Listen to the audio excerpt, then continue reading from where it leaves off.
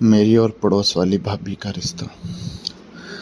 बारिश की पहली बूंद जमीन पर गिरी और मिट्टी से उठी वो सौंधी खुशबू, जैसे किसी पुराने खत से आती याद हो। मैं बरामदे में खड़ा आसमान देख रहा था जब अचानक हवा के झोंके के साथ किसी की हल्की मीठी हंसी कानों में पड़ी। मैंने मुड़कर देखा, सामने के घर की बालकनी में वो खड़ी थी, सफ़ेद सलवार कमीज में, बाल हवा से उड़ रहे थे और आंखों में किसी की कहानी की चमक थी। वो पड़ोस में नई नई आई थी, नाम था नेहा। वह बारिश में भीग रही थी, जैसे हर बूंद से कोई रिश्ता हो उनका। मैं बस देखता रह गया। दिल ने उस पल कहा, कुछ कहानियां आसमान नहीं, बारिश लिखती है। अगली सुबह मौसी ने कहा, अरे बेटा, सामने वाले घर में नेहा जी है, अकेली रहती है। अगर पानी की मोटर का कुछ काम हो तो मदद कर देना। मैंने सिर हिलाया, पर दिल पहले ही हाँ कह चुका था। दोपहर को जब मैं नीम के पेड़ के नीचे किताब पढ़ रहा था, उन्होंने आवाज़ दी, माफ़ कीजिए, ये पाइप खोल देंगे क्या, फंस गया है। मैं उठा और पहली बार उनके पास गया। सूरज की रोशनी उनके चेहरे पर पड़ रही थी और आंखों में वही मुस्कान थी जिसने कल रात मुझे जगाया रखा था। मैंने पाइप ठीक किया। वह बोली, धन्यवाद। आप मौसी के भांजे हैं ना? मैंने कहा, जी, छुट्टियों में आया हूँ। अच्छा किया, यहाँ की हवा बहुत सुकून देती है। वह मुस्कुराई और जाने लगी, पर उस मुस्कान का असर देर तक मेरे दिल में गूंजता रहा। धीरे धीरे नेहा से मुलाकातें बढ़ने लगी। कभी वह कहती, चाय पिएंगे? कभी मैं कहता, बारिश आ रही है, पौधे अंदर रख लीजिए। हमारी बातें छोटी होती, मगर उनमें कहीं एहसास छिपे रहते। वह अपने अतीत के बारे में ज़्यादा नहीं बताती थी, बस इतना कहती, जिंदगी में कुछ मौसम ऐसे आते हैं जिन्हें बस महसूस किया जा सकता है, बदला नहीं जा सकता। मैं समझता था उनके भीतर कुछ टूटा है, मगर उस टूटन में भी एक खूबसूरती थी।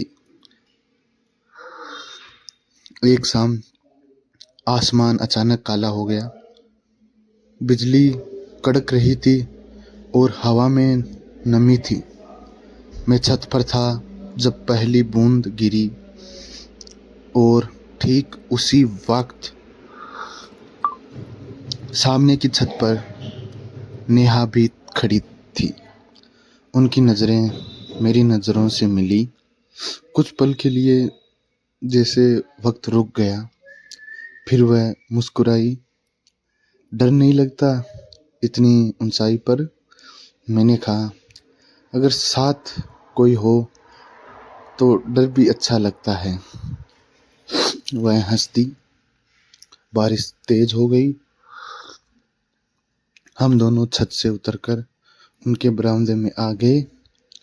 हवा में ठंडक थी और उनकी चाय की खुशबू के साथ वह शाम किसी फिल्म के सीन जैसी लग रही थी।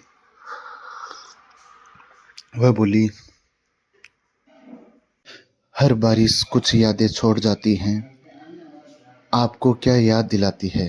मैंने कहा, किसी का मुस्काना, किसी का यूं ही भीग जाना। वह झेंप गई। उस पल में कोई शब्द नहीं थे, मगर दिलों की खामोशी बहुत कुछ कह रही थी। अब मैं रोज उनके घर के आंगन से होकर निकलता। कभी वह पौधों को पानी दे रही होती, कभी किताब पढ़ रही होती। एक दिन मैंने पूछा, आपको किताबें पसंद है? वह बोली, हाँ, क्योंकि इनमें वही लिखा होता है जो लोग जुबान से कह नहीं पाते। मैंने मुस्कुराकर कहा, तो क्या मैं आपकी किताब का अगला किरदार बन सकता हूँ? वह कुछ पल चुप रही, फिर बोली, किरदार नहीं, शायद एक पन्ना।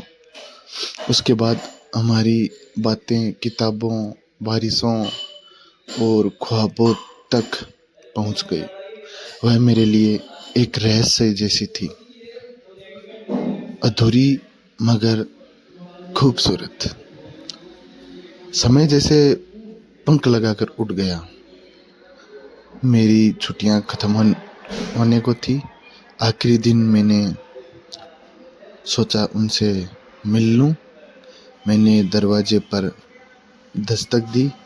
वह आंगन में थी, तुलसी में पानी डाल रही थी। मैंने कहा, कल जा रहा हूँ, सोचा मिल लूं। वह पलटकर मुस्कुराई, मगर आंखों में एक हल्की उदासी थी। आपके जाने के बाद ये बरामदा खाली रहेगा, उन्होंने धीरे से कहा। मैंने कहा, और मेरे शहर की बारिश में आपकी याद होगी। वह बोली, कभी लौटिएगा, शायद तब तक ये कहानी पूरी हो जाए। मैंने उनकी ओर देखा। उनकी आंखों में बारिश के पानी और अनकहे शब्द मिले हुए थे। मैं कुछ नहीं कह पाया, बस इतना बोला,